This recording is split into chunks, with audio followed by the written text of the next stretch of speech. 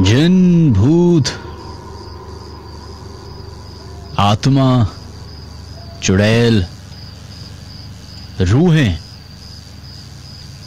ये सारी टर्मिनोलॉजीज जो हैं ये आज की नहीं, जिस दिन से ये दुनिया बनी है उस दिन से चली आ रही। अब किसी वक्त में जिन्नात को शायद कुछ और नाम से पुकारा जाता होगा,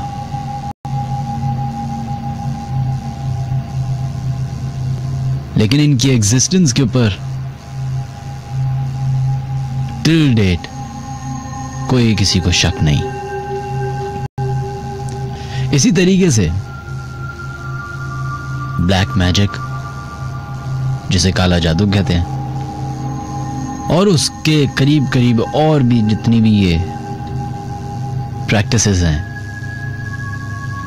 मौजूद हैं इस दुनिया में, वैसे ही चाइना में 1100 AD की बात कर रहे हैं, एक ऐसा बोर्ड डिजाइन किया गया जिसे कहा जाता था कि इससे आप उन लोगों से बात कर सकते हैं जिनकी वफात हो चुकी है।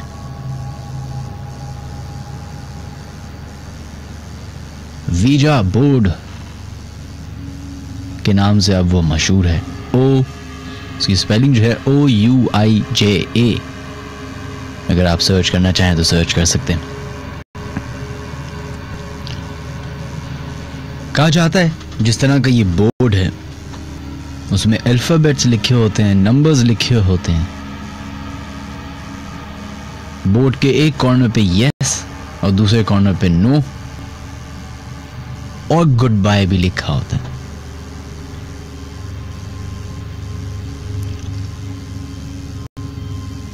क्रिश्चियनिटी ने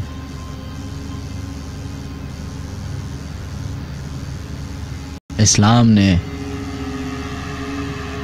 एक्चुअली इस्लाम नहीं, क्रिश्चियनिटी ने और भी कई सारे जो मज़ाहिब थे उस टाइम पे, उन सब ने इसके ऊपर इशू उठाया था और टिल डेट इस बात को ये मानने से इनकार करते हैं कि इस बोर्ड के जरिए किसी भी रूह से आप कम्युनिकेट नहीं कर सकते। लेकिन उसी के बरक्स माइकल फैराडे ने 1853 में इन्वेस्टिगेट करना शुरू किया था इसको, जिसको उसने नाम दिया था टेबल टर्निंग। और रिजल्ट ये निकला कि वीजा बोर्ड का जो ये फिनोमेना है उसको इडियोमीटर मोटर रिस्पॉन्स कहा जाता है। अब 1970s तक वीजा बोर्ड यूजर्स को यूजुअली कल्ट मेंबर्स कहा जाता था, सोशियोलॉजिस्ट से जिनका ताल्लुक होता था। इस बोर्ड के बारे में बहुत सारे लोगों ने आई एम श्योर सुना होगा, किसी जमाने में उम्र के किसी हिस्से में शायद कोशिश भी की हो। अब एक मिथ है, एक अर्बन लेजेंड है जो कि बिल्कुल गलत हो सकती है। एक कॉलेज है काफी मशहूर कराची में, उधर एक लड़की जो है वो एक स्टूडेंट इस बोर्ड के जरिए कोशिश करती थी कि उसको किसी रूह से कम्युनिकेशन हो जाए। तकरीबन 1-1.5 हफ्ते की इस प्रैक्टिस के बाद उस लड़की की डेड बॉडी मिली उसी के रूम से। क्या हुआ, कैसे हुआ, किसने किया, हम तक तो ये अभी तक अनसॉल्व्ड मिस्ट्री ही है।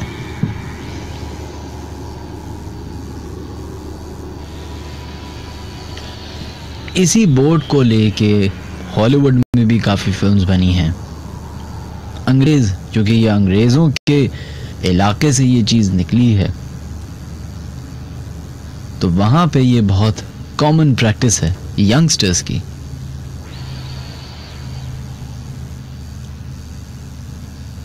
और बहुत सारे ऐसे केसेस आपको इंटरनेट पे पढ़ने को मिलेंगे जिनकी वजह से बर्बादी भी हुई है।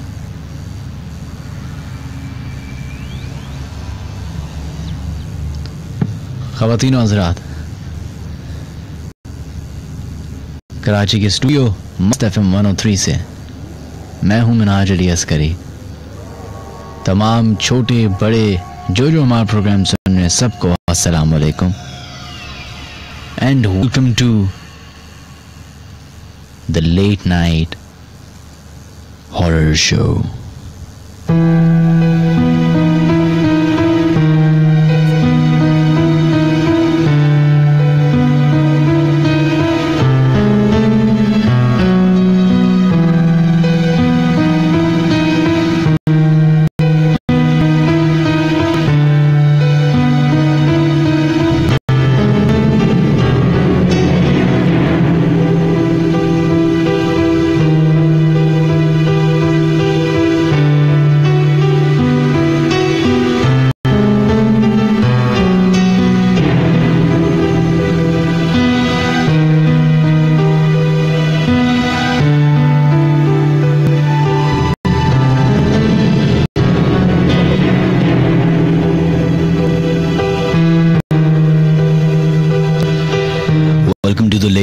शो लेडीज एंड जेंटलमैन, तमाम सुनने वालों को दोबारा से अस्सलाम वालेकुम and welcome to my show.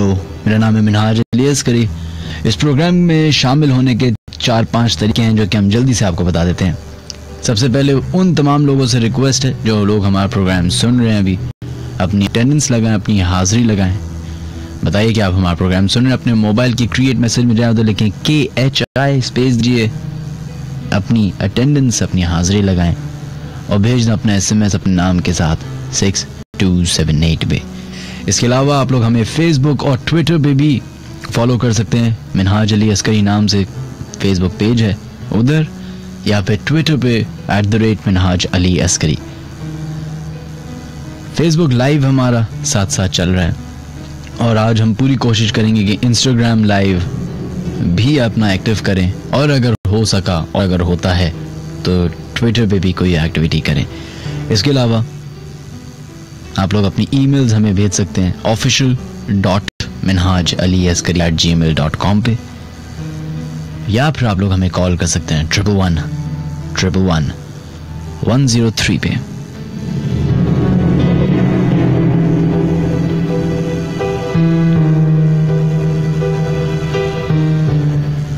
Show शुरू करने से पहले एक बड़ी सैड न्यूज़ है जो कि मुझे, जब मैं स्टेशन पहुंचा तो मुझे पता चला कि उस्ताद रईस खान साहब का इंतकाल हो गया। बहुत सारे लोग उनको जानते होंगे, आई एम श्योर। अगर जो लोग नहीं जानते तो पाकिस्तान के I believe one of the best sitar players में से थे वो।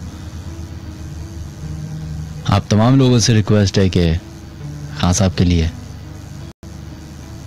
दुआ जरूर कीजिएगा। खैर, लास्ट शो में कुछ कन्फ्यूजन्स थी, कुछ मसले मसाइल थे जिसकी वजह से हम शो नहीं कर पाए, तो उसके लिए माजरत। रही बात कि अब हमारे पेज पे कोई बता नहीं सके तो उसके लिए भी माजरत, और अब नेक्स्ट शोज के लिए हम पहले से ही आपको बता दिया करेंगे अगर तो नहीं हो रहा होगा। खैर, इस दौरान बहुत सारे लोगों की मेरे पास ईमेल्स आई, बहुत सारे लोगों ने अपने वाकयात शेयर किए। बहुत सारे लोग ऐसे थे जिनके साथ वो वाकयात पेश आ रहे हैं अभी भी।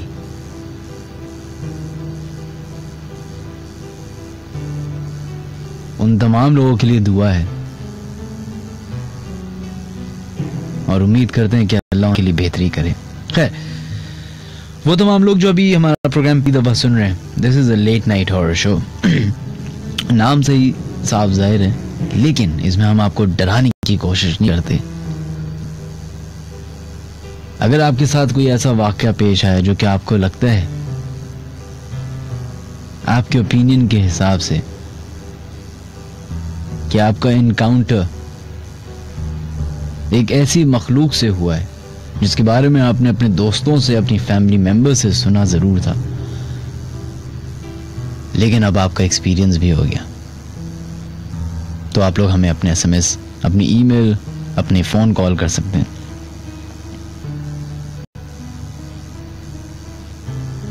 इसके अलावा जो ईमेल के ऊपर हमारा फोकस होगा वो उन लोगों का होगा जो हमें कराची से बाहर, जो लोग हमारा प्रोग्राम सुन रहे हैं, चाहे वो पाकिस्तान से बाहर हो या कराची से बाहर हो, वो अपनी ईमेल लाकर हमें भेजें। कराची के तो ऑलमोस्ट हमें सारे ही इलाकों का पता चल चुका है, starting from the airport to sea view.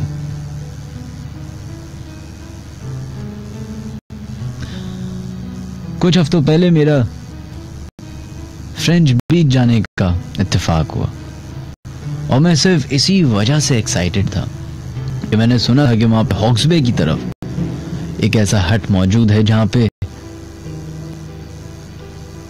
कोई टिक नहीं सकता, कोई रह नहीं सकता। लेकिन अफसोस वो मुझे हट मिल नहीं सका, और दूसरा रीजन, उसके ऊपर इतनी मैंने मेहनत भी नहीं की ढूंढने की, वो इसलिए क्योंकि रात के 4 बजे मैं गया था। तो वैसे ही 4 बजे जो है नॉर्मल रोड जो है वो काफी डरावनी लग रही होती है। सोचें हॉक्स बे वाली रोड तो कितनी खौफनाक होगी, और उस खौफनाक रोड पे, उस अंधेरे में, उस खामोशी में, जब आपको एक चीज चलती हुई नजर आए तो आपकी सांस ऊपर की ऊपर और नीचे की नीचे रह गई।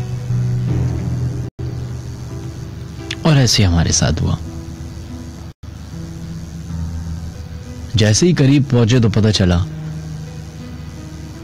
कि जो चीज हमारे सामने खड़ी हुई थी उससे तो शायद जिन्नात भी डरते होंगे,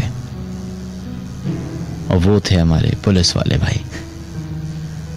खैर वो अपना काम कर रहे थे। है, लेकिन इंटरेस्टिंग बात यह है कि ऐसी जगहों पे जाने से पहले ही या पहुंचने के बाद ऑटोमेटिकली एक फीलिंग आना शुरू हो जाती है कि आपके अलावा भी कोई मौजूद है, और उसका ताल्लुक वहां पे कोई चीज होने से नहीं है। मुझे ये लगता है कि उसका ताल्लुक हमारे दिमाग से, क्योंकि हम पहले से ही अज्यूम कर लेते हैं कि शायद यहाँ पे कोई जिन हो, भूत हो, चुड़ैल हो, जो कि हमें नुकसान पहुंचा देगी, और हल्की सी भी चोट जो है वो फौरन डायरेक्टली हमारी सोच जाती है इस पैरानॉर्मल एक्टिविटीज पे। खैर प्रोग्राम का आगाज हो चुका है जनाब। मेरा और आपका साथ तकरीबन 2 बजे तक का है, और हम पूरी कोशिश करेंगे कि आप लोग की कॉल्स, आप लोग के SMS, आप लोग की ईमेल्स, आप लोग की फेसबुक और ट्विटर पे जो मैसेजेस हैं वो ज़रूर शामिल करें हमारे शो में।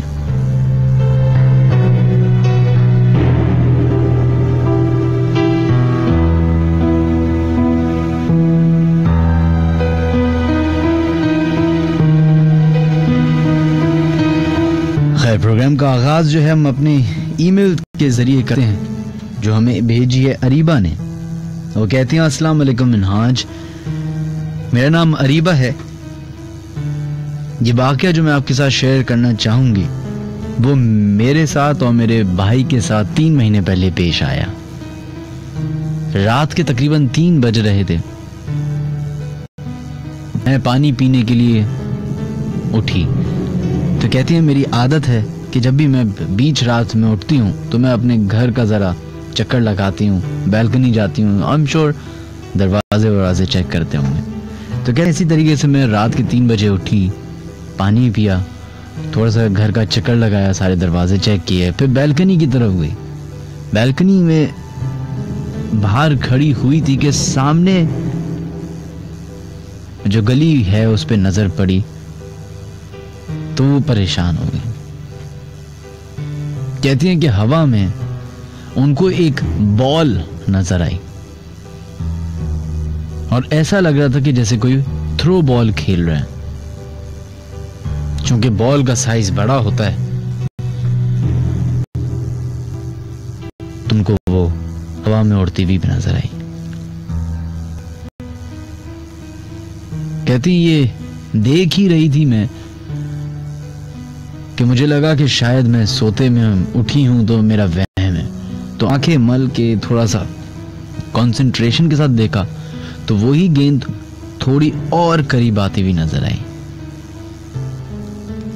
कहती ये मैंने देखना था और मैं फौरन उल्टे कदम अपने वालदा के कमरे में पहुंची और जाके वहां सो गई। कहती है दूसरे ही दिन मेरा भाई रात को नाइट मैच खेलने अपने दोस्तों के साथ गया तो 4-5 बजे के वक्त जब वापस आ रहा था उसी गली से गुजर रहा था तो बाइक पे उसको महसूस हुआ कि उसकी बाइक काफी हैवी चल रही है। उसने बाइक पे लगे हुए शीशे की तरफ देखा तो दंग रह गया कि उसके ही पीछे एक भयानक शक्ल की औरत उसी की बाइक पे बैठी हुई है। वो कहती है कि भाईजान ने आयतुल कुर्सी पढ़ी और फौरन वो बाइक छोड़ के अपने घर की तरफ आ गए।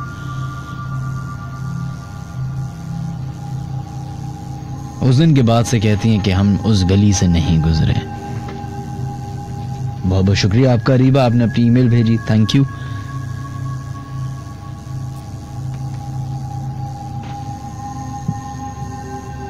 ऐसे मोहल्ले, ऐसे गलियां, ऐसे इलाके, ऐसे एरियाज, ऐसे ब्लॉक जहां हम सब लोगों का आना जाना, रहना, उड़ना बिछोड़ना होता है,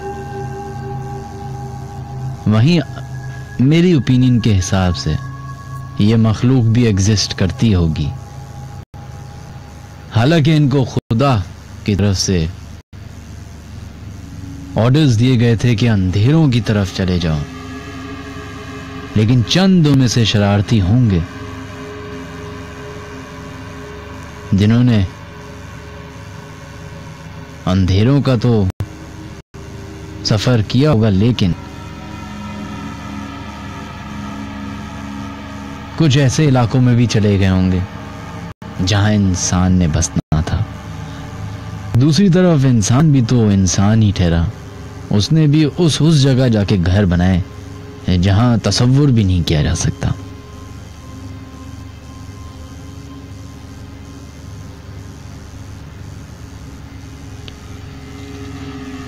नासा की एक रिपोर्ट में पढ़ रहा था, वो कहते हैं कि शायद 20 साल के बाद नासा ये बताने पे राजी हो जाए दुनिया को कि इंसानों के अलावा भी कोई और मखलूक इस दुनिया के बाहर है कि नहीं। और कितनी अजब सी बात है कि यही बात आपके कुरान शरीफ में कई सालों पहले बोल दी गई।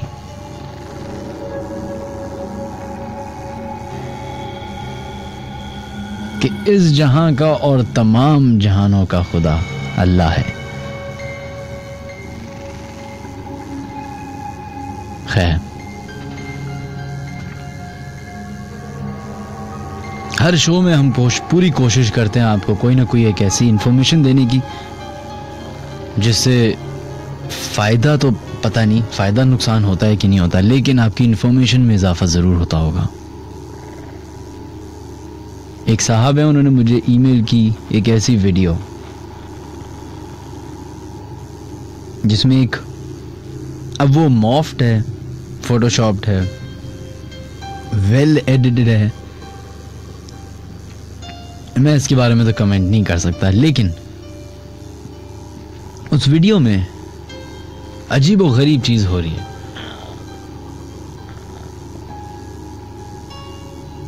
उस वीडियो को हम कोशिश करेंगे अपने पेज पे facebook.com/minhaj-ali-askari-official जो हमारा फेसबुक पेज है, शो के बाद उस पर अपलोड करें और फिर आप लोग ही डिसाइड कीजिएगा कि वो सही है या गलत। खैर, हमारी फ़ोन लाइंस खुल चुकी हैं। 111111003 वो नंबर है जहाँ पे आप लोग कॉल कर सकते हैं, या फिर अपने SMS हमें भेज सकते हैं 6278 पे। अपने मोबाइल की क्रिएट मैसेज या न्यू मैसेज में जाएं, उधर लिखें KHI स्पेस दीजिए, अपना नाम लिखिए और भेज दें अपने SMS 6278 पे।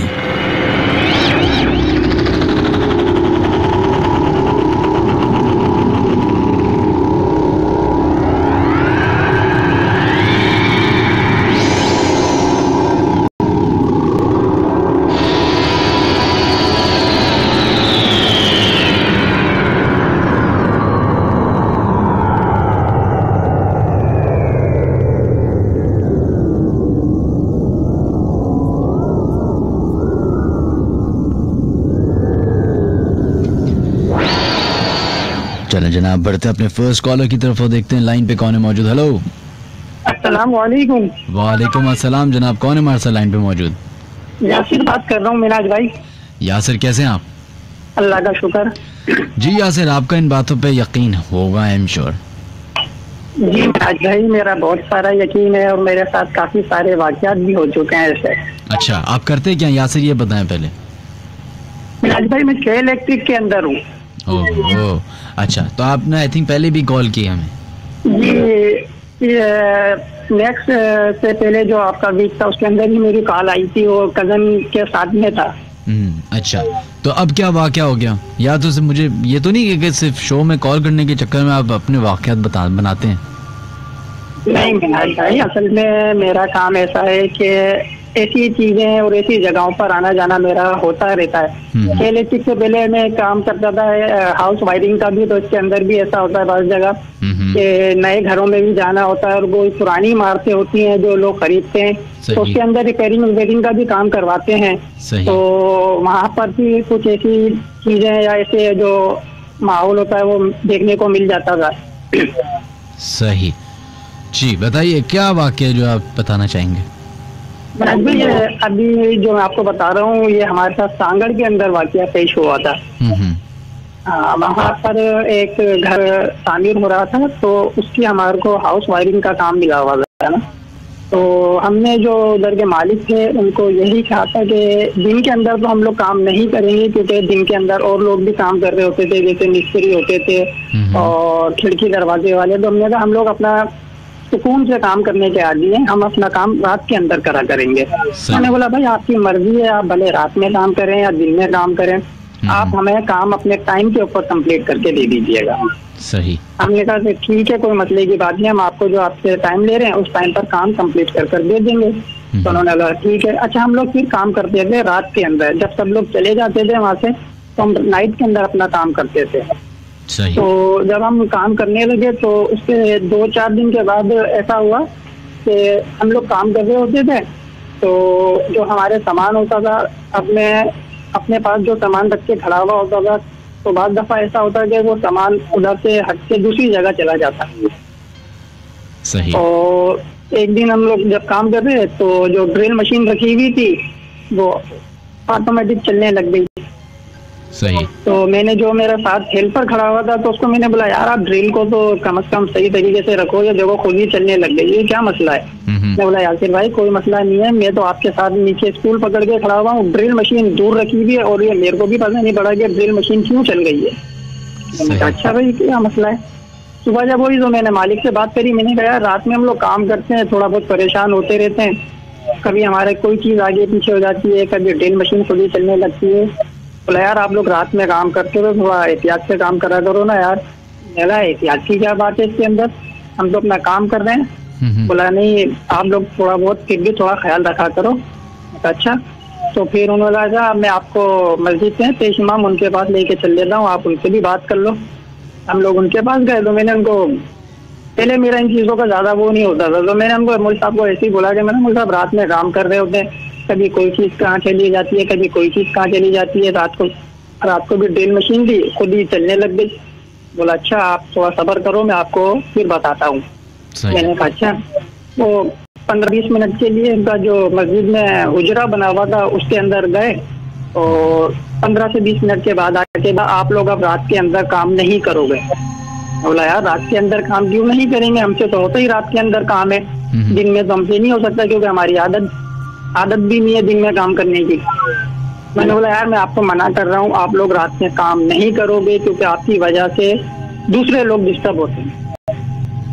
तो मैंने कहा हमारी वजह से दूसरे लोग कौन डिस्टर्ब होते हैं? मैंने कहा हम 5-6 लड़के होते हैं बस, और हमारे अलावा तो कोई नहीं होता जो डिस्टर्ब होगा। उन्होंने बोला आप कह रहे हो ना आप 5-6 लड़के होते हैं, बोला आपके अलावा भी वहाँ पर कोई मौजूद होता है और जो रात में अपनी इबादत भी कर रहे होते हैं और आड़े भी जा रहे होते हैं। और बोला वो यानी कि बोला वो अपनी इबादत भी कर रहे होते हैं और वहाँ उनकी चहल पहल भी होती है, आ रहे होते हैं जा रहे होते हैं, उनके घर हैं। हमने घर हैं कि आप खुल के बात करें। उन्होंने बोला मैं आपको खुल के बताऊं कि आप जिस जगह पर काम कर रहे हो यहाँ पर जिन्नात का बसेरा है, उनकी पूरी फैमिली रहती है और आप रात में काम करते हो तो वो परेशान होते हैं। बोला अभी वो आपको खाली ये वार्निंग कर रहे हैं कि आप अभी बाज आ जाओ, उनको तंग नहीं करो। अगर आप अभी भी बाज नहीं आओगे और आप अपने उस तरीके से काम करते रहोगे तो हो सकता है वो फिर आपको नुकसान भी पहुँचाएंगे। बोला अच्छा। बोला हाँ। तो बोला इसीलिए मैं आपको भी मना कर रहा हूँ कि आप रात में काम नहीं करो, दिन के अंदर काम करो, आपको कोई परेशानी नहीं होगी। हमने कहा अच्छा चलो ठीक है, कोई मसले की बात नहीं है। हमने फिर उनका कहना मान के दिन के अंदर काम करना शुरू कर दिया और बस फिर उसके बाद हमारे साथ वहाँ कुछ भी ऐसी कोई बात या कोई वाकया पेश नहीं आया। और फिर उन्होंने जो मौलाना थे जब हमने काम खत्म करा हम जाने लगे तो हमने बोला उनसे मुलाकात भी करी। हमने बोला हजरत हमने आपका कहना भी माना हुए। बोला तो आपने मेरा कहना माना तो आपको इसका फायदा ही हुआ, अगर आप मेरा कहना नहीं मानते तो बोला वो आपको बहुत नुकसान भी पहुंचा दे। क्योंकि बोला जब मैं आपके सामने हुजरे के अंदर गया था तो मैंने जो पढ़ाई करके उन बात करी तो उन्होंने मेरे को कहा था कि आप इन लोगों को समझाओ कि ये अभी अपने इस जो रात में काम करने का तरीका है इसको खत्म करें और दिन में काम करा करें। मैंने बोला चले ठीक है। चलें, बहुत बहुत शुक्रिया आपका, थैंक यू, अपना ख्याल रखिए।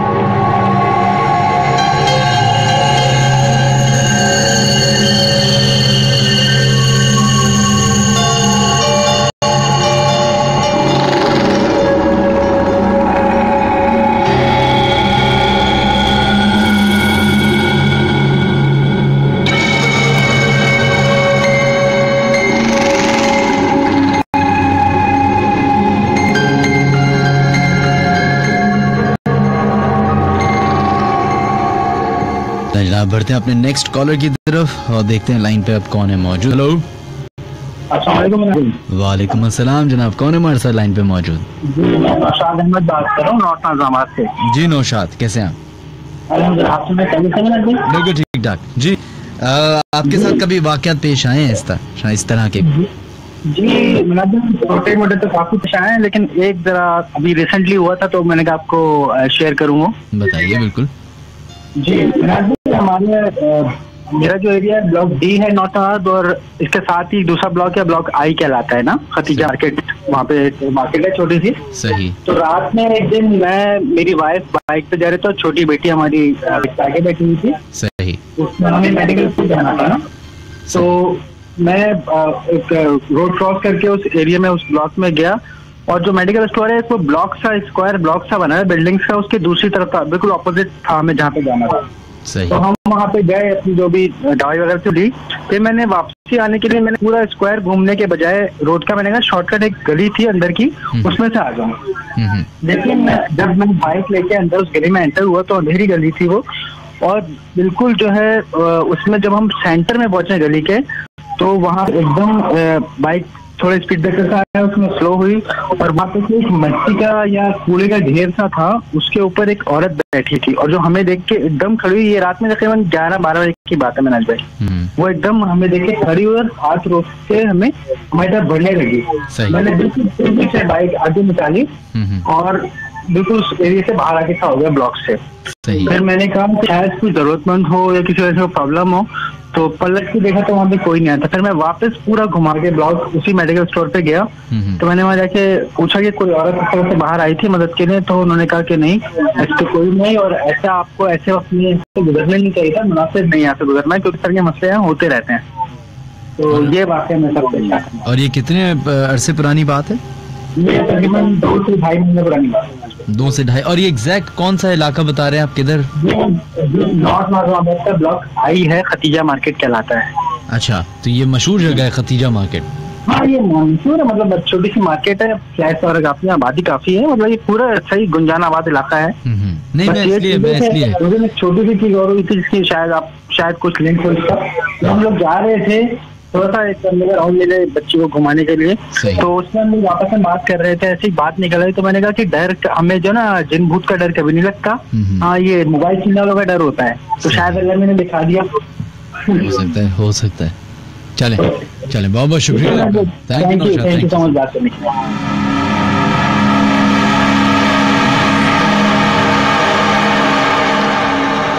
खैर, हमारे आपने 2 बैक टू बैक कॉलर्स सुने, इन दोनों के साथ वाकयात पेश आए, एक के साथ सांगड़ में और दूसरे साहब का नाज़िमाबाद की तरफ। खैर, जो इन्होंने मुझे एड्रेस बताया, frankly speaking Nazimabad, north Nazimabad, federal B area, Karachi, north Karachi, ये सारे इलाकों में मैं कंफ्यूज हो जाता हूँ। माजरत, सबसे पहले पता नहीं चलता कि कौन सा इलाका कौन सा आ गया, अचानक से आ रहते हैं सारे। इसलिए मैं पूछा था कि कोई अगर मशहूर जगह है, तो मैं जब भी कोई हमें इस तरह के वाक़यात बताते हैं, तो मैं ज़रूर, जब भी मुझे मौका मिलता है, तो मैं वो जगह ज़रूर देख के आता हूँ।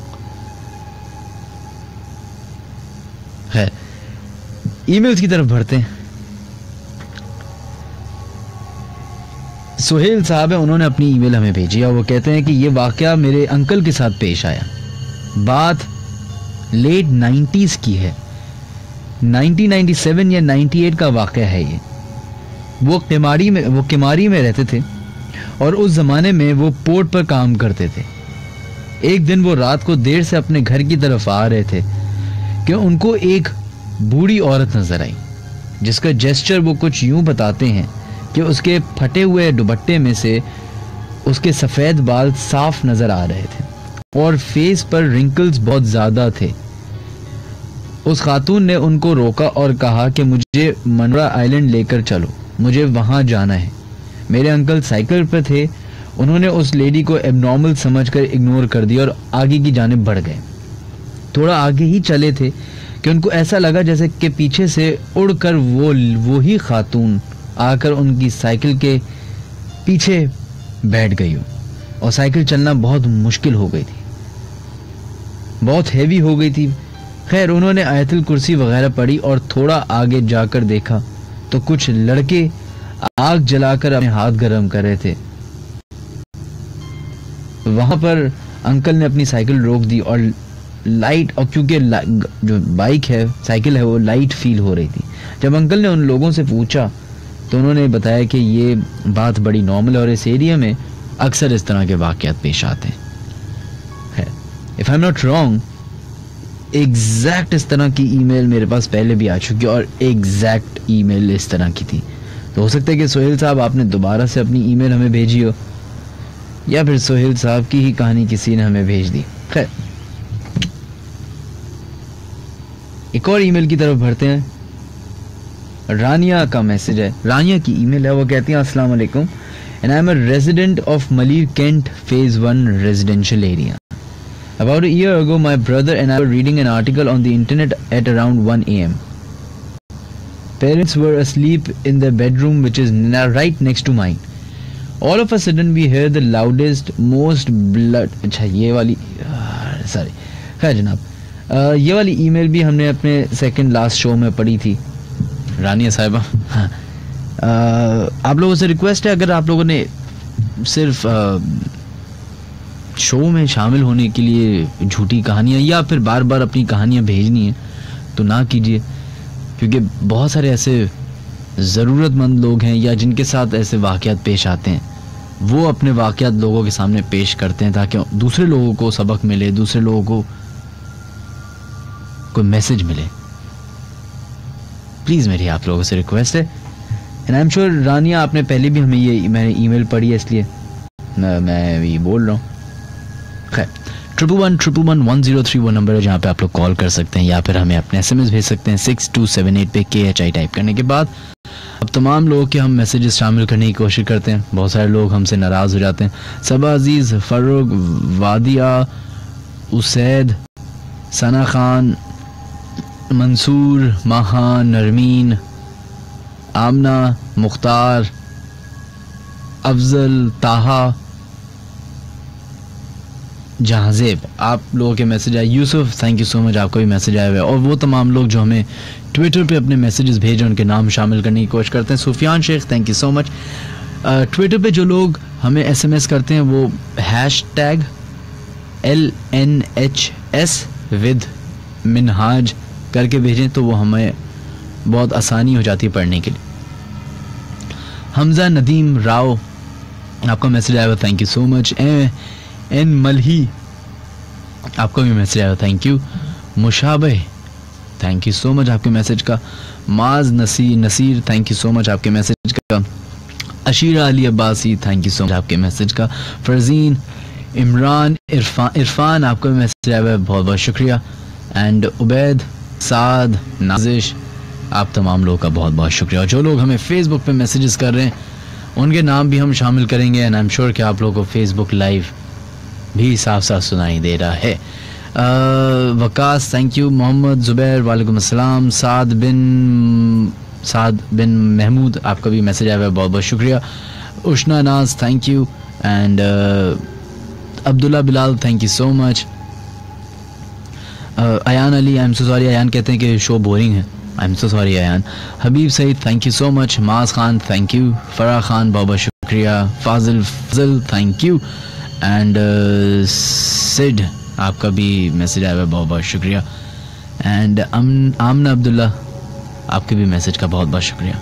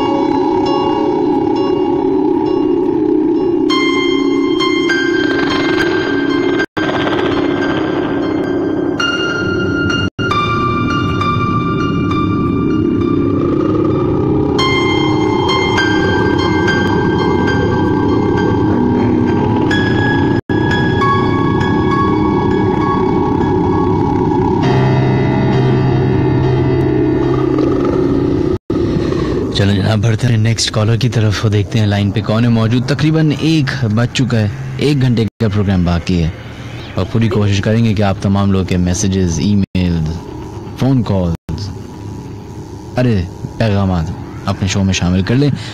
देखते हैं लाइन पे कौन है मौजूद। हेलो, वालेकुम अस्सलाम जनाब, हारिस कैसे हैं आप? अल्हम्दुलिल्लाह, अल्लाह का शुक्र। आप कैसे हैं? अल्लाह का लाख लाख शुक्र है, बिल्कुल ठीक ठाक। जी हारिस, आप बताइए आप किधर हैं? मैं घर पे हूँ अपने 4K। जी 4K चौरंगी से बात कर रहा हूँ। 4K चौरंगी, ये किधर है एग्जैक्टली? इलाका बताएं। कराची, सरजानी टाउन के करीब। सरजानी टाउन के करीब, अच्छा चले। आपको इन बातों पे यकीन है? बिल्कुल, बहुत यकीन है इन बातों पे। अच्छा, और आप करते क्या हारिस, ही बताएं पहले। मैं काम करता हूँ, स्कूल बैग बनाता हूँ। अच्छा, तो क्या वाकया जो पेश हुआ आपके साथ जो आप बताना चाहेंगे? नहीं, मेरे पास वाकया तो नहीं, मेरे को आपसे एक शिकायत है। क्या? बोलिए। बोले शिकायत है मुझे। हाँ बोलिए बोलिए, शिकायत कीजिए। शिकायत ये थी कि मैं तकरीबन आपका जब से 103 पे आप शो कर रहे हैं जब भी सुन रहा हूँ, जब 105 पे करते थे जब भी सुनता था। 105 पे तो माशाल्लाह आपका शो बहुत अच्छा आता था, क्लियर चलता था। और 103 पे जब आपका शो शुरू होता है इधर ट्रांसमिशन सही नहीं आती आपकी।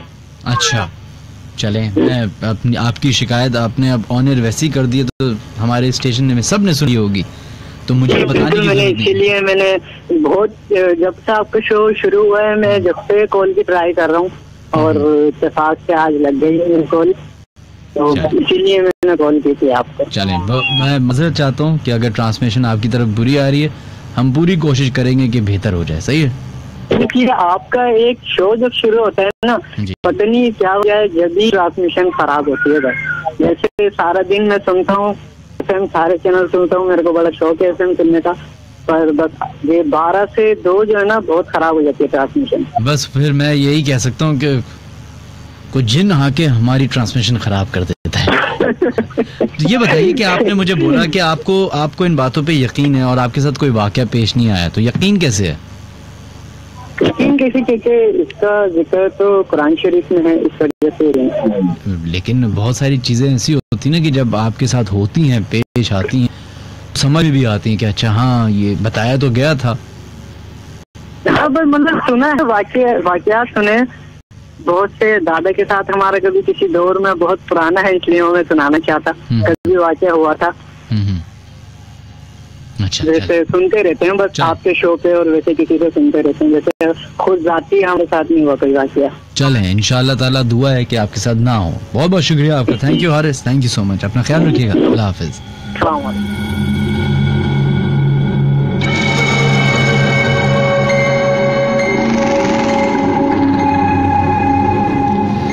चलिए जनाब, मैसेजेस की तरफ बढ़ते हैं और देखते हैं कौन लोग हमें मैसेजेस कर रहे हैं।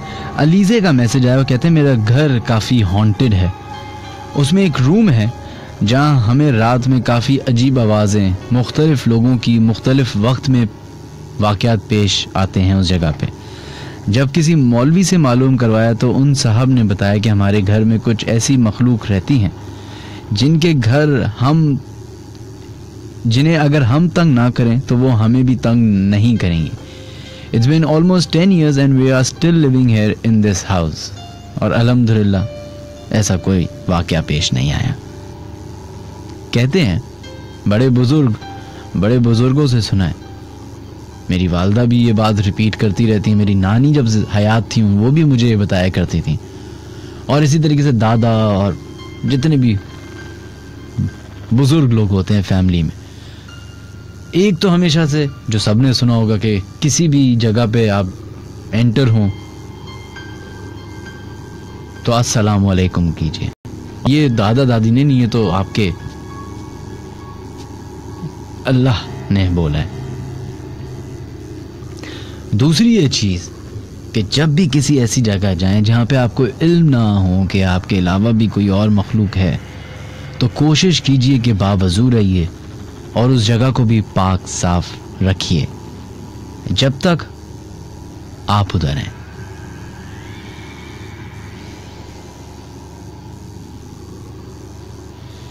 इसी तरीके से यही बातें मैं अपने दोस्तों के साथ भी शेयर कर रहा था, बहुत पहले की बात है। तो सारे दोस्त मजाक उड़ा रहे थे कि यार अजीब लगेंगे ना किसी घर में गए और अस्सलाम वालेकुम अस्सलाम वालेकुम अस्सलाम वालेकुम। उस जमाने में मैं अपने घर शिफ्ट करने के सिलसिले में था, तो घर शिफ्ट करने के लिए आपको घर देखने पड़ते हैं। अब मुख्तलिफ जगहों पे मैं गया अपने दोस्त कभी किसी दोस्त के साथ, कभी किसी दोस्त के साथ। तो जब भी हम घर के लिए एंटर हों तो हमारे दोस्त जो है वो मजाक में लाउडली अस्सलाम वालेकुम बोले। अब बोलने के बाद मुझे देखे कि यार किसी का जवाब ही नहीं आया, और फिर मजाक उड़ाने लगे कि यार शर्म आनी चाहिए, कैसे हो गए हैं ये, मखलूक भी कैसी हो गई है, इंसान तो थे ही बुरे, मखलूक भी जवाब नहीं देती सलाम का ये। और मैं भी थोड़ा बहुत कभी हंस लिया, कभी इग्नोर कर दिया, कभी बोल दिया कि इतना नहीं करते, कि पता चला सामना हो गया। कहते इसी तरीके से मैंने अपना घर ढूंढ लिया, शिफ्ट हो गए।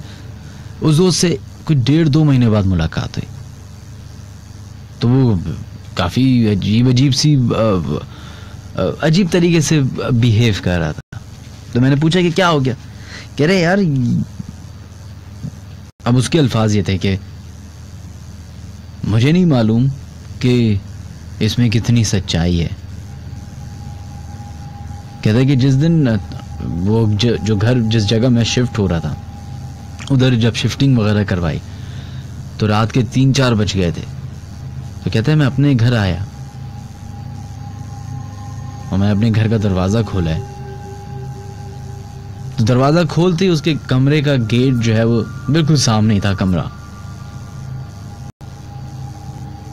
और अक्सर जो है वो कहता है कि मैं घर की 1-2 लाइटें जैसे अमन हर कोई जला के जाता है, तो कहता है मैंने अपने कमरे की एक लैंप है, छोटा सा था, तो वो मैं जला के जाता हूँ। तो कमरे से हल्की सी रोशनी आ रही थी और जैसे ही मैंने अपने लाउंज का दरवाज़ा खोला है, मेन गेट का, तो सामने ही मुझे अपना कमरा नज़र आ रहा है, उसका दरवाज़ा खुला हुआ और उस पर हल्की सी लाइट नज़र आई।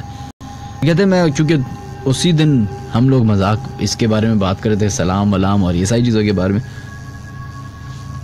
तो कहते हैं मैंने भी पता नहीं ऐसे ही घर का दरवाज़ा खोला और अस्सलाम वालेकुम ज़ोर से बोला। कहते ये बोल के मैं दरवाज़ा बंद करने के लिए पलटा हूँ तो अचानक से मुझे फील हुआ है कि किसी ने वालेकुम अस्सलाम की आवाज़ दी है। कहते मुझे 1 सेकंड के लिए अपना वहम लगा और कहते मैं पीछे पलट के देखा तो उसी कमरे में जहाँ से लाइट नज़र आ रही थी, एक छोटा सा बच्चा, उसका सिलवट नज़र आ रहा था।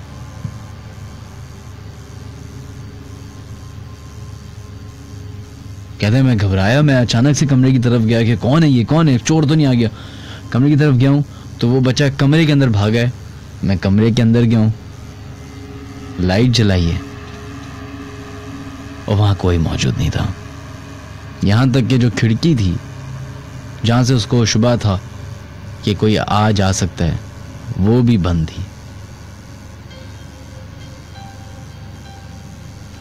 बताने का रीज़न ये है कि बहुत सारे लोग मजाक उड़ाते होंगे, मैं भी करता था, अभी भी कर लेता हूं कभी कभी, लेकिन इस बात को जहन में जरूर रखिए कि जब कोई भी चीज सिर्फ इंसान या जिन्नात नहीं, यहां तक कि जानवर, यहां तक कि ये दरख्त पौधे जब बदला लेने पे आते हैं तो जरूर लेते हैं, या अपनी प्रेजेंस अगर शो कराना चाहते हैं तो वो जरूर कराते हैं।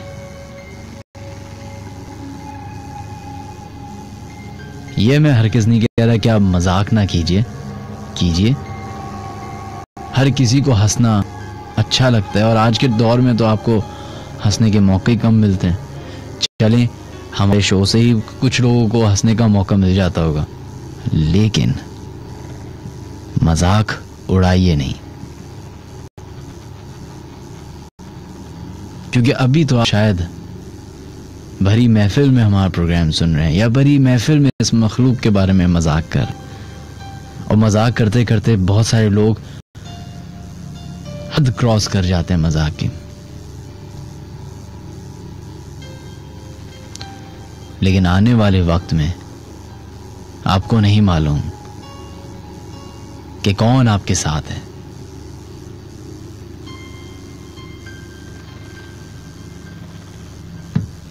खैर, लोग अपने SMS लिख सकते हैं 6278 पे KHI टाइप करने के बाद, या फिर अपनी ईमेल्स हमें भेज सकते हैं official.minhajaliaskari@gmail.com पे, या फिर हमें कॉल कर सकते हैं 111-111-103 पे।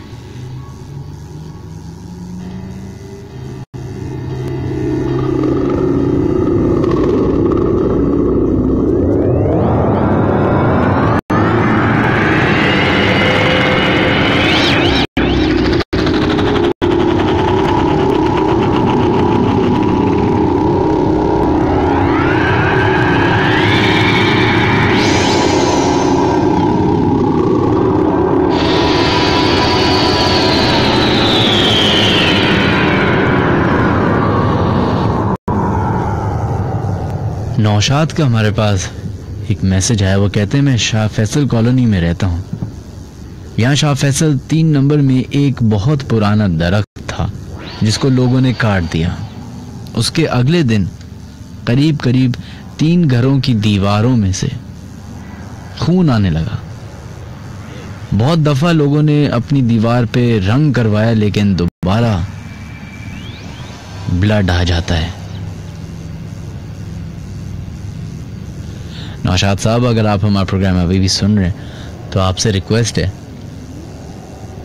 कि अब तो मोबाइल का दौर है, तो अगर आप वीडियो बना के हमें भेज सकें उस जगह की, उस दीवार की जहां से खून आता है या खून के छींटे नजर आते हैं, तो आप जरूर हमें अपनी ये वीडियो भेजें। अदीना जलील, आपका मैसेज आया हुआ है, बहुत बहुत शुक्रिया आपके मैसेज का, थैंक यू। मुकीत कहते हैं सलाम मिनहाज, राजस्थान में एक जगह है जिसका नाम भूत बंगला है और वहां के जादूगरों ने कर्स किया है। इंडिया की गवर्नमेंट ने उस जगह को बंद कर दिया है। काइंडली रीड और इग्नोर नहीं। मुकीत, चलें, बहुत शुक्रिया। भूत बंगले का नाम तो होगा कोई, भूत बंगला तो ऐसे नहीं होगा आई एम श्योर। लेकिन राजस्थान की बात करें, राजस्थान का कुछ एरिया पाकिस्तान में भी आता है, दोनों ही एक ही जमीन है, बस बीच में एक बाउंड्री खींची हुई है। दूर दूर तक जो है बंजर जमीन है।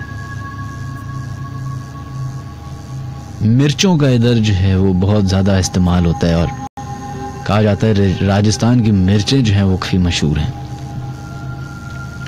कई सारे किले मौजूद हैं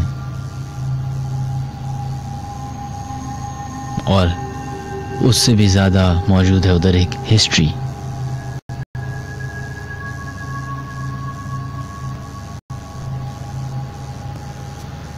खैर, हमारे प्रोग्राम को खत्म होने में टाइम हुआ है 1:10। 2 बजे तक हमारा प्रोग्राम है।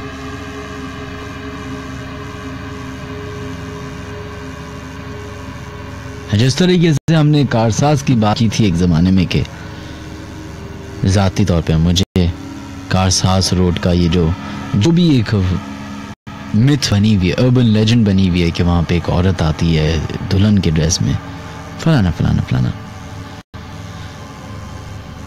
मैंने कहा था कि मुझे यकीन नहीं है। तो उसी तरीके से मुझे एक और जगह है मोहाटा पैलेस, उधर का यकीन नहीं था।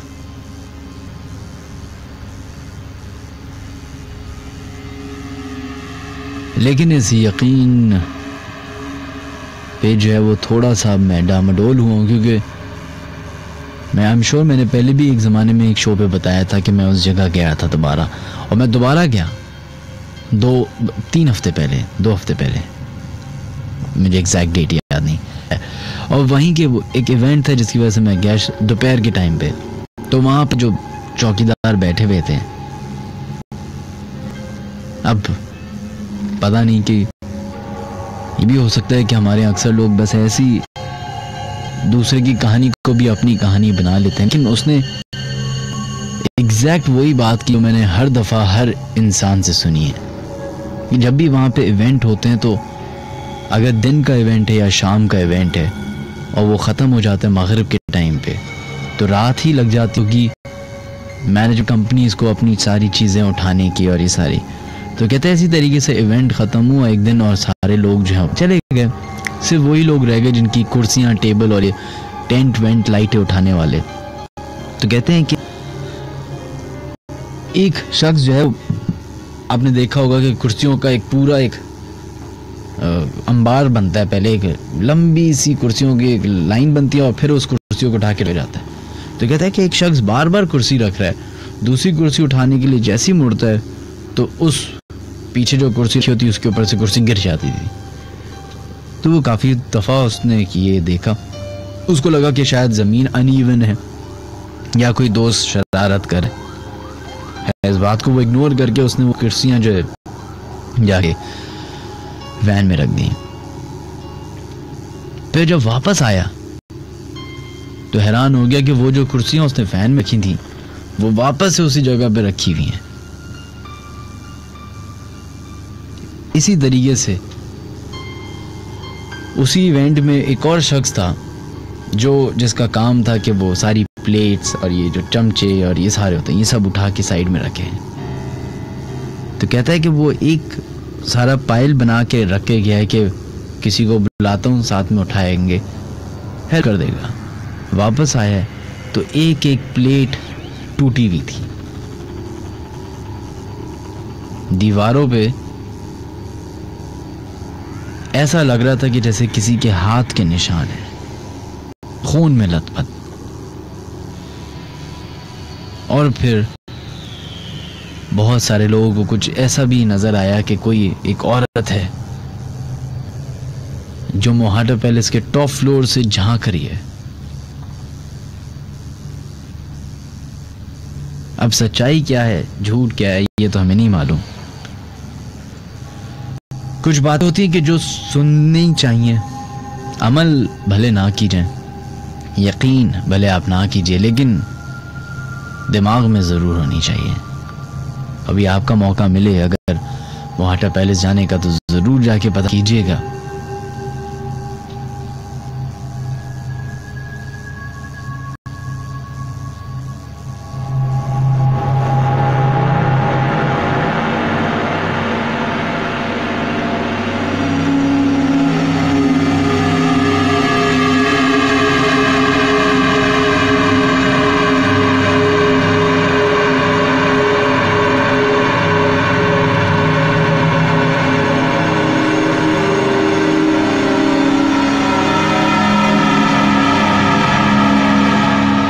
चलो जनाब बढ़ते हैं अपने नेक्स्ट कॉलर की तरफ, देखते हैं लाइन पे कौन है। हेलो हेलो, अस्सलाम वालेकुम। वालेकुम अस्सलाम जनाब, कौन है हमारे से लाइन पे मौजूद? मैं मदीहा बात कर रही हूँ कराची से। जी मदीहा, क्या करती हैं आप? मैं स्टूडेंट हूँ। अच्छा, तो आपके साथ कभी कोई वाकया पेश आया है? जी मेरे साथ तो नहीं आया, लेकिन मेरी एक फ्रेंड के साथ आया है। आपके दोस्त के साथ आया है? जी। चलिए बताइए। ये बात है मनहाज भाई, ये बात 2008 की है। आज से तकरीबन 7 साल पुरानी? जी, ये तब की बात है जब मैं ये वाकया हुआ था मंजूर कॉलोनी में। अच्छा। जी हाँ। हेलो, मुझे आपकी आवाज़ क्लियर नहीं आ रही? आप बोलिए बिल्कुल। और मैं तब एक मदरसे में पढ़ती थी। सही। हेलो हेलो, बोलिए, आपकी आवाज़ आ रही है, आप बोलती नहीं। मैं एक मदरसे में पढ़ा करती थी। उन दिनों मेरे साथ मेरी छोटी बहन भी थी जो कि हिफ्ज़ कर रही थी कुरान पाक, और मैं वहाँ पर आलमा के कोर्स के लिए लगी थी। तो क्योंकि हमारा घर अख्तर कॉलोनी में था तो हमें यहाँ से तो पापा ने कहा कि आप लोग वहाँ पर हॉस्टल में ही रहेंगी। सही। हेलो, बोलिए बोलिए। आप सुन रहे? नहीं, मैं नहीं सुन रहा, मैं क्रिकेट खेल रहा हूँ। तो पापा ने कहा कि आप लोग हॉस्टल में आओगे, क्योंकि वहाँ पर हॉस्टल था, वहाँ पर लड़कियों को रखा जाता था। सही। तो और फ्राइडे वाले दिन छुट्टी होती थी, लड़कियां घर आया करती थी, फिर संडे मंडे की सुबह दोबारा हॉस्टल छोड़ी जाती थी। तो मैं और मेरी सिस्टर वहाँ पर हुआ करते थे, और उन दिनों वो जो हॉस्टल था उसका काम चल रहा था। वहाँ पर वो लोग ऊपर का जो एरिया है नया बना रहे थे, तो इसलिए हॉस्टल के रोड क्रॉस करने की बिल्कुल अगली गली में वहाँ पर एक घर लिया गया था, वहाँ पर लड़कियों को रखा गया था। वो घर रेंट पर लिया गया था कि ताकि जब हॉस्टल कंप्लीट हो जाए तो उसके बाद वहाँ पर लड़कियों को शिफ्ट किया जाए। और जब हम लोगों ने वहाँ पर एडमिशन लिया तो उन दिनों उस हॉस्टल का काम चल रहा था, उस मदरसे का, और नीचे मदरसा बना रहे थे और ऊपर जो था वो हॉस्टल था लड़कियों का। तो इसलिए जो रेंट पर घर लिया हुआ था हम लोग वहाँ पर होते थे, वहीं पर हमारा एडमिशन हुआ था। हम दोनों बहनों ने वहीं से जाना स्टार्ट किया था। तो उस घर में गए हुए अभी हमें 1 महीना ही हुआ था उस हॉस्टल में जाते हुए। तो एक दिन वहाँ पर मुझे अक्सर ऐसा फील होता था कि जैसे रात को सोने के बाद भी वहाँ पर अक्सर किसी के कदमों की चलने की आवाज़, किसी के चलने की आवाज़ें आती थी, किसी के कदमों की चाप सुनाई देती थी। सही। और अक्सर ऐसा होता था कि वॉशरूम का दरवाज़ा जो होता था उसकी कुंडी लगाते थे, तो वॉशरूम का दरवाज़ा फिर से खुला होता था। और वो जो घर मदरसे के जो ऑनर है उन्होंने वो घर रेंट पर लिया हुआ था, तो उसमें काफ़ी बड़ा घर था, 5-6 कमरे थे बड़े बड़े, 3-4 वॉशरूम्स थे, नीचे भी कोई किराएदार वगैरह शायद रहते थे। तो हम लोग वहाँ रहते थे और मुझे अक्सर ऐसा फील होता था। मुझे जाते जब वहाँ पर 2 महीने हो गए तो हमारे वहाँ पर एक लड़की ने एडमिशन लिया, उससे भी वो भी कुरान पाक हिफ्ज़ करने के लिए वहाँ पर आई थी, तो उसका नाम था तैयबा। सही। उस लड़की का नाम था तैयबा और तो उस लड़की ने वहाँ पर एडमिशन ली। मेरी उसके साथ काफ़ी अच्छी दोस्ती हो गई थी।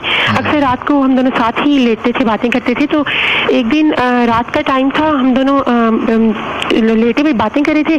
अभी अभी हमारी ईशा की नमाज हम लोगों ने पढ़ी, हमारा मदरसा ऑफ हुआ तो हॉस्टल आए, हम लोग लेट के बातें कर रहे थे और रूम की लाइट हम लोगों ने ऑफ की हुई थी। बातें ही कर रहे थे, लेट करके एकदम से वॉशरूम का दरवाजा जो था, कुंडी लगी हुई थी वॉशरूम के दरवाजे को, एकदम से वो खुला और लाइट जो है वॉशरूम की जो लाइट वो कभी ऑफ हो रही कभी ऑन हो रही है। तो मेरे साथ तैयबा लेटी थी, मुझसे बातें कर रही थी। बातें करते करते एकदम वो चिल्लाने लग गई। सही। तो एकदम वो चिल्लाने लगी और जब वो चिल्लाई तो सब लड़कियां, उसकी आवाज़ ऐसी थी कि मैं आपको बता नहीं सकती मनाज भाई। उसकी आवाज़ इतनी, मतलब दर्द था उसकी आवाज़ में और एकदम से उसकी आवाज़ चेंज हो गई थी। मुझे लगा ही नहीं कि ये तैयबा की आवाज़ है। तैयबा भाई आपसे बात कर रही थी? जी, हमें तैयबा से बातें करी लेट के और मैं बोल रही थी, मुझसे चुप करके मेरी बातें सुन रही थी। तो हो सकता है तैयबा अपने कोई दिल की बात करी हो तभी उसकी आवाज़ थोड़ी दर्द भरी हो। नहीं, हमने कुछ नहीं कहा, वो बिल्कुल चुप थी। मैं बोल एकदम से वॉशरूम का दरवाजा खुला, देखते ही देखते एकदम लाइट ऑन एंड ऑफ हो रही है।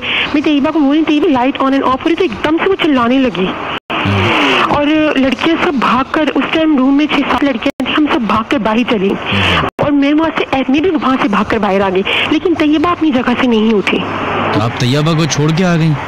मैं उस टाइम इतनी घबराई थी, मैं आपको बता नहीं सकती मेरी क्या सिचुएशन थी। तो आप माशाल्लाह से कुरान हिफ्ज कर रही थी ना, तो आपको तो पता होगा, तालीम दी होगी। लेकिन उस टाइम ऐसा पहली बार हुआ था कि बस मैं आपको समझा नहीं सकती कि कैसी मेरी उस टाइम फीलिंग्स थी। तो मैं बाहर आ गई और लड़कियां भी बाहर आ गई और वैसे ही वो चिल्लाती रही। तो हमारे मदरसे की जो ऑनर थी वो, और वहाँ पर हमारी 3-4 बाजियाँ थी बड़ी, वो आलमा और हाफिज़े कुरान थी, वो बहुत बड़ी मौलमा थी। वो सब अंदर गई, उन्होंने कहा क्या हुआ, आप क्यों इतना चिल्ला रही है? हमने कहा बाजी वो तैयबा को शायद कुछ हो गया, पता नहीं वो चिल्ला रही इतना, उसकी आवाज़। मैंने कहा जैसे ही बाजी फिर अंदर गई तो तैयबा के जोर जोर से बोलने की आवाज़, वो जैसे मर्दों की आवाज़ होती भारी, सही बिल्कुल ऐसी आवाज़ में वो चिल्ला रही थी। और जब बाजी लोग वहाँ पर गई तो उन्होंने लाइट वगैरह ऑन की, तो रूम की लाइट ऑन नहीं हो रही थी। फिर थोड़ी देर गुस्सी, हम सब लड़कियां बाहर थी, पता नहीं रूम का दरवाजा बाजी लोगों ने कर दिया। तो थोड़ी देर बाद तैयबा को पकड़ कर बाहर लाए। जब तैयबा को लाके बिठाए तो उसके बाल सारे उसके मुंह पर आ गए। आप यकीन करें मनहाज भाई, 2 महीने हो गए थे तैयबा को हमारे, मतलब मुझे 2 महीने हो गए थे हॉस्टल में रहते हुए, और उससे आए हुए अभी 2 हफ्ते हुए थे। और इस दौरान हमें कभी भी ऐसा नहीं लगा कि तैयबा के साथ शायद ऐसी कोई बात है। मेरी काफी अच्छी दोस्त थी, मुझे कभी भी नहीं लगा कि इसके साथ कुछ प्रॉब्लम है या उसके ऊपर किसी चीज का साया है, या अचानक ऐसी कोई चीज कभी फील ही नहीं हुई मुझे। अच्छा, आपका नाम क्या? आपका नाम क्या है? मेरा नाम मदीहा है। मदीहा, मुझे ऐसा लग रहा है मैं शोएब अख्तर से बातें कर रहा हूँ। बहुत तेज बॉलिंग कराते थे ना शोएब अख्तर, आप भी बहुत तेज बोलती हैं, जरा आहिस्ता बोलिए। उसके बाद फिर क्या हुआ, उसके मुंह पे बाल आए थे। बाजी ने उससे कहा कि आप कौन है ना, मतलब क्या हुआ तैयबा तुम्हें? उसे हिला रही तो वो कहती कि मुझे हाथ नहीं लगाओ आप। उसकी आवाज़ इतनी भारी थी जैसे मर्दों की। मतलब में सारी लड़कियां डर गई, वो इतना रोने लगी। बाजी उन्हें चुप करवा रही, आप लोग प्लीज चुप करो। आधी लड़कियां कह रही हमें अपने घर जाना है, हमें डर लग रहा है। इतनी रात को? अभी रात को कहीं 1-1:30 बजे का टाइम था। अच्छा। और वो इतनी, मतलब उसे बिठा दी और उसकी आंखें इतनी रेड हो गई और वो लड़कों की आवाज में बातें करी। इसकी आवाज एकदम इतनी भारी हो गई। कितनी पुरानी बात है ये? 2007 की है, 2008 की है, सॉरी। हाँ, 2008 की है जी। उसके बाद फिर बाजी जो हमारे मदरसे की थी, उन्होंने कहा कि तुम कौन हो ना? वो कहती हैं कि मैं जो भी हूँ, तुम्हें इससे क्या है? वो आगे से उन्हें कहती हैं। और आप यकीन करें मनहाज, ये सब मेरी आंखों के सामने हो रहा था। हम सब लड़कियां वहाँ पर खड़ी, कुछ तो अंदर चली गई, हम सब वहाँ खड़े बैठ कर देख रही थी, सब खड़े होकर देख रही थी। तो मुझे यकीन नहीं आया एकदम से ये कैसे वो मर्दों की आवाज नहीं करी है, और एकदम से उसकी आंखें एकदम रेड हो गई हैं। और वो बोल रही, वो कह रही है आप लोगों से मुझे ये नहीं बताना मेरा नाम क्या है, मुझे ना वो आगे से कहती है मुझे मिठाई खानी है। अच्छा। वो एकदम कहता है, वो कहती है तुम कौन हो? कहती है मैं नहीं बता रहा कि मैं कौन हूँ। तो कहते हैं तुम तैयबा को छोड़ दो ना। बाजी ने कहा कि तुम तैयबा को छोड़ दो, तो कहते हैं नहीं, मैं इसे नहीं छोड़ सकता, इससे मुझे बहुत परेशान किया। अरे तैयबा ने परेशान किया? हाँ, लड़की ने मुझे बहुत परेशान किया, मैं इसे नहीं छोड़ सकता। तो वो उसे कहती है तुम इसके साथ कब से हो? तो क्या जवाब मिला? तो उसने कहा कि ये 2.5 साल हो गए इस बात। 2.5 साल से था? उसने कहा कि इस बात को 2.5 साल हो गए। इस बात को या उस हाँ, ये मतलब मैं इसके साथ 2.5 साल से हूँ। तो बाजी ने कहा तुम इसके साथ क्यों, इससे तुम्हारा क्या? कहते हैं कि इसकी भी बहन, इसकी जो बड़ी बहन है ना, उन्होंने तैयबा का कहा कि इसकी जो बड़ी बहन है मेरा उसका आशिक था। वो उसके आशिक थे? जी उसके आशिक थे। उनकी शादी हो गई तो इसके पीछे बड़ी बहन का आशिक था। हाँ। इससे ना इसके कहने पे ना ऐसे आपकी बहन ने ना अपने हाथ में बंधा हुआ धागा खोल दिया। ओए होए। इसके कहने पे इसकी बहन ने अपने हाथ में बंधा हुआ धागा खोल दिया। मुझे यकीन नहीं आ रहा था, आई कांट बिलीव इट। और उसके बाद वो धागा इसने खुद पहन लिया। इसे खुद पहन लिया? इसने खुद पहन लिया वो धागा। तो भाई ये तो पूरी फिल्म बन गई। इसने कहा ये धागा अपनी बहन के हाथ से इसने खोल के इसने खुद पहन लिया। इसने अपनी बहन से कहा कि इसे उतार दो, आपके हाथ पे अच्छा नहीं लगता ये। अरे खुद, और उसके बाद इस लड़की ने खुद ये धागा पहन लिया। बड़ी तेज लड़की थी ये। और ये 2.5 साल से मैं इसके साथ हुई। और ना उससे फिर कहा कि तुम इसे छोड़ दो, इससे गलती होगी। बाजी ने काफी समझाया, कहते नहीं मैं इसे कभी नहीं छोड़ूंगा, इसने मुझे उससे दूर किया, मैं इसे कभी नहीं छोड़ूंगा। हम सब बाजी सब डिस्टर्ब हो गए। उन्होंने कहा ये क्या, समझ नहीं आ रहा क्या कहें क्या ना कहें। कहती अच्छा, कहते मुझे कुछ खाना है। अरे फरमाइश शुरू कर दी। 12 किलो रसगुल्ले खाने हैं। 12 किलो? 12 किलो रसगुल्ले। तो बाजी ने उसको बोलते 12 किलो रसगुल्ले कहीं से भी नहीं मिलेंगे क्योंकि मार्केटें सब बंद हो चुकी है इस टाइम पे। मंजूर कॉलोनी में जितनी भी बड़ी बेकरीज है सब बंद हो चुकी, वरना हम आपको मंगवा देते। 12 किलो? हाँ, वरना हम आपको मंगवा देते। अभी यहाँ पे मदरसे बंद हो चुकी है सब, तो हम नहीं अभी आपको मंगवा के दे सकते। आपकी वजह से बच्चे परेशान हो रहे। आप तैयबा को छोड़ दें, आप बच्चों को परेशान नहीं करें। तो उन्होंने कहा नहीं कि तैयबा को उसी वक्त छोड़ेंगे जब 12 किलो रसगुल्ले आएंगे? नहीं, उससे ये नहीं कहा कि मैं इसे छोड़ दूंगा। उसने कहा कि मुझे भूख लग रही है, मुझे 12 किलो रसगुल्ले चाहिए। तो 12 किलो रसगुल्ले तो थे नहीं, अब वो कोई तो बाजी ने कहा नहीं है ना रसगुल्ले। हाँ, तो नहीं कहता कुछ और खा लो, कहता नहीं मुझे रसगुल्ले ही चाहिए। हाँ मैं कह रहा हूँ छोटे मोटे बच्चियाँ होती होंगी वो खिला देती है दोस्त तैयबा की कुछ छोटी। आपको मजाक है मनहाज भाई? नहीं मैं मजाक कहाँ से करूँ, क्या बात। तो उसके बाद फिर बाजी ने कहा कि ठीक है। फिर बाजी का अभी हम आपको नहीं मंगवा के दे सकते। तो उसने कहा कि तो उसके बाद बाजी ने हमारे वहाँ पे एक और हमारी टीचर थी, बाजी थी, वो हमें पढ़ाया करती थी। उनका नाम जवेरिया था। उनकी अक्सर तैयबा का बिल्कुल भी नहीं बनती थी। 2 हफ्ते के तैयबा को वहाँ आए। वो उससे कहा करती थी कि इस लड़की को, इसके पेरेंट्स को यहाँ पर नहीं डालना चाहिए था क्योंकि ये लड़की थोड़ी मॉडर्न है और हमारे मदरसे में लड़कियाँ डिस्टर्ब होती हैं। ये मतलब सर पे अक्सर दुपट्टा नहीं लेती, दुपट्टा उतार देती है, कभी इसके बाल खुले होते हैं। वो अक्सर उसे बात पे टोका करती थी। तो वो ना उन्होंने कहा कि ये नाटक कर रही है। हो सकता है। वो एकदम अंदर से आई, उन्हें गुस्सा आ गया कि आधी रात को इसकी वजह से मदरसे की बच्चियां डिस्टर्ब हो रही हैं और सबको इसने परेशान किया हुआ है। तो ये उन्हें लगा कि पता नहीं नाटक करी क्या करिए। उन्होंने कहा कि ये इसकी वजह से बच्चे तंग हो रहे हैं, ये मैंने आपसे पहले कहा था यहाँ पे नहीं रखे। उन्होंने मैडम से कहा। अच्छा, तो फिर हुआ क्या उसके बाद? आगे एकदम से बाजी का गला पकड़ लिया और सनी देओल निकल आया अंदर से। एकदम से स्पीड में उठी, देखते ही देखते एकदम स्पीड में उठी। बाजी दरवाजे के पास खड़ी हुई थी। उन्होंने उसने जाके बाजी का गला पकड़ लिया और गला पकड़ के उन्हें जमीन से 1 फुट ऊपर उठा लिया। तो 1 फुट ऊपर उठा लिया? 1 फुट ऊपर उठा लिया। ये तो फिर फौरन टन टन टन टन शुरू कर देते WWE की रेसलिंग शुरू। ऐसी बाजी की आंखें बिल्कुल, और हमारे मदरसे की लड़की थी, उन्होंने चिल्लाना शुरू कर दिया। कैसे चीखें सब? चीखने लगे। तो मुझे तो बिल्कुल समझ नहीं आ रहा, मुझे लगता है बस मैं बेहोश हो जाऊंगी। तो जब चिल्लाने लगी लड़की तो बाजी ने कहा कि तुम उसे छोड़ो। बाजी ने कुछ पढ़ा, बाजी वहाँ पे जोर जोर से पढ़ने लगी आयतें वगैरह। फिर बाजी ने पढ़ के तैयबा के पर जैसे ही फूका ना, बाजी ने पढ़ के और उसे बिल्कुल छोड़ दिया। बाजी नीचे आके गिरी। बाजी भी गिर गई नीचे? बाजी नहीं, मतलब जवेरिया बाजी को उसे छोड़ दिया तैयबा। बाजी बच गई ना? तो बाजी नीचे गिरी तो उनकी आंखें बिल्कुल ऐसे बाहर आ रही थी। बाहर क्या मतलब? आंखें बाहर गिर गई थी क्या बाहर? हाँ, और उनकी गर्दन पर निशान पड़ा था तैयबा के हाथ का। तो बाजी ने कहा कि वो रोने लगी, कहती मुझे अब इस मदरसे में रहना नहीं, आप मुझे मेरे घर भेजो। आधे से ज्यादा लड़कियां रोने लगी, कहती आप हमें हमारे घर भेजें बस। तो आधी रात ही ये सब तैयबा ने ये रात को जो ये सब किया, करते करते 2-2:30 बज गए। उसके बाद हम सब इतने ज्यादा डर गए तो कोई भी लड़की सो ही नहीं रही। बाजी से कह रहे तो हमारी जो मदरसे की बाजी है वो सब उस पर पढ़कर फूकने लग गई, दम दूध करने लग गई। और वो फिर चुप होकर बैठ गई ना, कभी बार बार कभी ऊंची आवाज में कहती मुझे पानी ला के दो, कभी उसको पानी पिला रहे हैं, कभी क्या करें, जो कह रही है उसे कर रहे हैं। कभी कहती पानी। बाजी से कहती तुम इस बच्ची को छोड़ दो, साथ साथ में उसे समझा भी रही है। कुछ समझ नहीं आया मुझे आपका अभी चंद सेकंड, कुछ समझ नहीं आया। पढ़ के फूक रही कह रही तो वो कहता है तो बाजी ने फिर सब लड़कियों से उसके बाद पढ़ के फूका तो वहाँ पर लेट गई बिल्कुल सीधी। बहन आहिस्ता हो जा, ब्रेक लगा ले अपने बोलने पे 2 मिनट के लिए, सांस भी लेट गई। तो बाजी ने कहा कि लड़कियों से कहा कि अब तैयबा वहाँ पे लेट के उससे आंख बंद करनी, बिल्कुल स्ट्रेट लेट कर उससे अपनी आंखें बंद। तैयबा की लाइन ड्रॉप हो गई। मदिया आई एम सो सॉरी, आपकी लाइन ड्रॉप हुई है। मैंने कसम से नहीं काटी क्योंकि मुझे बहुत इंटरेस्टिंग आपकी ये कहानी लग रही थी। और जो तैयबा थी ना, ये तैयबा कहीं मिल जाए मुझे। ये तैयबा ने इतना बड़ा ड्रामा किया वहाँ पे मदरसे में, बाकी लोगों को भी तंग किया। और तैयबा के अंदर फरमाइशें 12 किलो रसगुल्ले, वाह भाई वाह।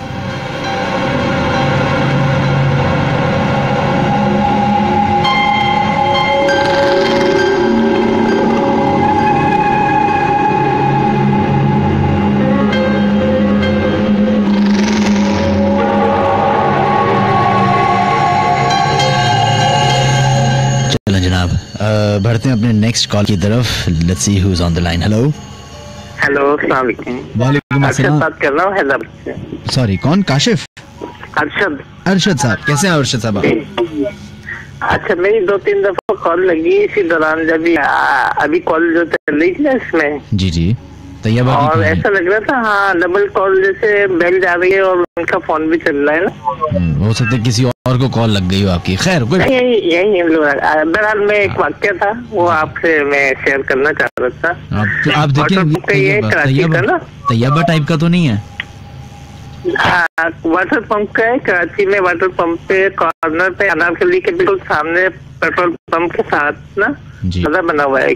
सही। हेलो जी जी, बोलिए बोलिए। हाँ, प्लाजा है, मोहम्मदी सेंटर के नाम से ना। तो उस प्लाजा की जगह पहले एक बंगला होता था। सही। तो वो बंगला किसी ने ना जुआ में हार दिया और वो जिसने मतलब उसको जुआ पे लगाया था ना उसने लिया, उसे इस तरीके से हुआ आखिर वहाँ प्लाजा बन गया। उस ऑनर ने प्लाजा बनाया और उसके बाद ना वहाँ अभी तक भी नीचे की शॉप तमाम बंद पड़ी हुई है। सही। और अब आप कभी वहाँ का जाके देखिएगा तो आपको अंदाजा होगा, कोई शॉप यानी एक आध या दो के सिवा ना कामयाब नहीं हुई। रेंट पे अब एक मालिक तो होगा नहीं शॉप का ना कि सब खरीद के लॉक कर सकते देना। सही।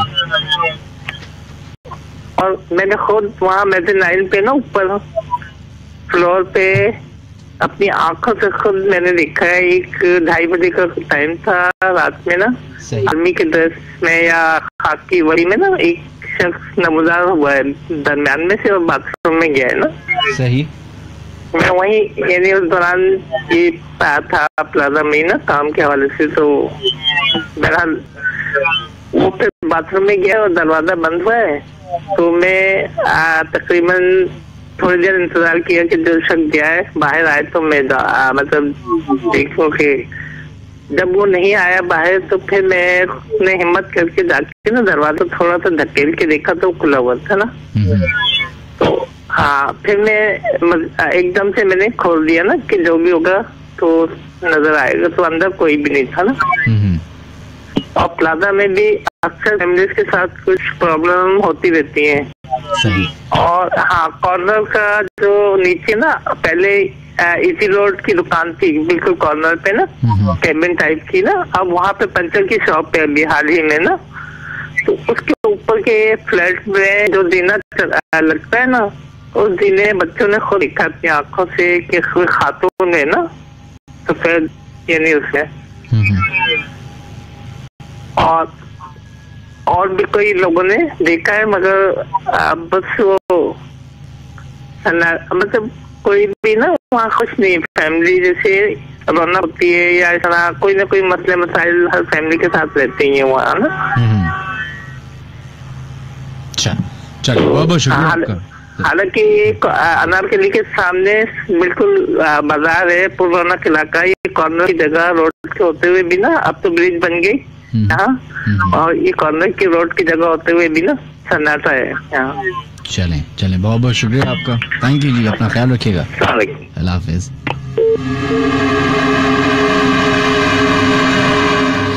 चलो जनाब, ये हमारे 2 बैक टू बैक कॉलर्स थे, तैयबा मदीहा और अरशद साहब। बहुत शुक्रिया आप तमाम दोनों लोगों का ईमेल का, मैसेजेस करने, कॉल करने का। बढ़ते हैं अपने SMS और ईमेल्स की तरफ। हमास अली ने अपनी ईमेल भेजी है। वो कहते हैं, कराची से मैं हूँ हमास। हम अपने घर में सुकून से रह रहे थे काफ़ी टाइम से, ऑलमोस्ट काफ़ी साल से हम रह रहे हैं। और जब हमारा घर बना था तो हमें शुरू में कुछ फील हो गया था कि हमारे अलावा भी कोई है घर में। तो उन्हें दिखवाया तो पता लगा कि एक पूरी फैमिली रहती है जिन्नात की, लेकिन वो अच्छे हैं, परेशान नहीं करेंगे आप जब तक रहेंगे, लेकिन वो अपनी मौजूदगी का खुद एहसास दिलाते थे। हमें अक्सर साया नजर आता था किसी ना किसी का, और किसी ना किसी चीज की आहट होती थी, और औरत में और रात में ज्यादा फील होता था। तो काफी टाइम रह रहे थे हम में, तो आदत हो गई थी। एक दिन हमारी फैमिली में चाचा की तबीयत खराब हो गई, तो उनकी जो वाइफ थी वो बाबा पर यकीन रखती, तो वो बाबा से हेल्प ली। तो उन्होंने बाबा से हेल्प ली, उन्होंने बताया कोई है और उनको इस घर से निकाला जाए, तो उन्होंने तावीज़ जलाने शुरू किए, जिससे वो तंग हो गए, और फिर उनको जाहिर सी बात है नुकसान पहुंचाए गए, तो वो भी पहुंचाएंगे। माजरत जी, ये ईमेल इसी तरह लिखी हुई है, सही करने की कोशिश कर रहा हूँ। तो उन्होंने भी तंग करना शुरू कर दिया। हमें हर रात किसी न किसी के पास